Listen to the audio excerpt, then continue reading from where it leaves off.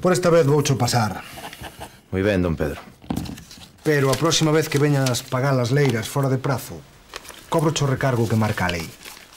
Caridade non quero, así que se teño que darlle máis carto... Veña, porque esteamos metidos en preito non quere dicir que como alcalde non mire polos meus veciños. Sobre todo nestes momentos difíciles que estades pasando, que é sabido que o Invernadoiro está nunha situación crítica. Coa carallada do preito está a cousa parada. Merda na que nos meteu vostede, por certo. Xa vexo que o Cabanas e os Freire non vos teñen o tanto. O tanto de que? De que o Invernadoiro está a piques de quebrar. Iso que vostede quere, non é? Acabar con nós. O que eu queira non conta neste caso. A quebra é un feito. Pola alcaldía pasan papéis a cotío e o meu deber é estar informado. Se eu estivese no teu pelello, collería o que puidese antes de que o negocio vai a pique. Que quere dicir? Que ese Invernadoiro quebra, esquécete de recuperar o que investiches. E máis, é que non vas ver ningún can. Por que me conta todo isto? O Invernadoiro non é santo da miña devoción, pero vos tampouco tende a culpa da mala cabeza do Cabanas e do Indiano e máis do seu fillo, que vos andan enredando sempre. Pra ben. Avisado estás. Ata logo. Tiñas que matala. Por que non actuaches? Eu ia detrás dela, cando de pronto Balseiro atacoume polas costas. Serás burro. Fracasaches. Eu non quero contos, quero feitos.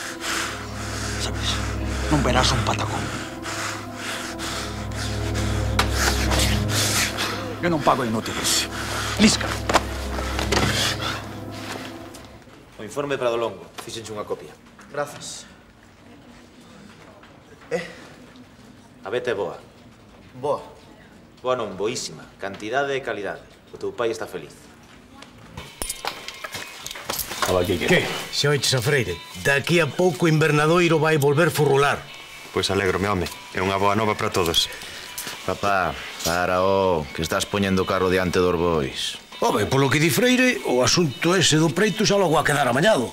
E todo vai volver ser como antes. Non vos son as cousas como as conto Indiano.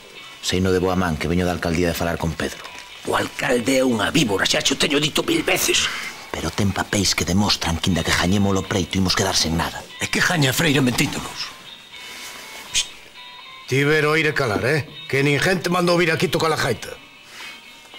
Vaya, como si fora a primeira vez que saímos escaldados con Freire e co fillo. Xa, pero estando Manuel polo medio eu creo que temos que estar tranquilos. Se cadra Manuel tampouco sabe nada, porque os papéis e as contas leva os Tomás Rivera e Marcos. Metemos nese Invernadoiro todo o que tiñamos. E o que non tiñamos tamén. Papá, xa é hora de que empecemos a mirar por nós.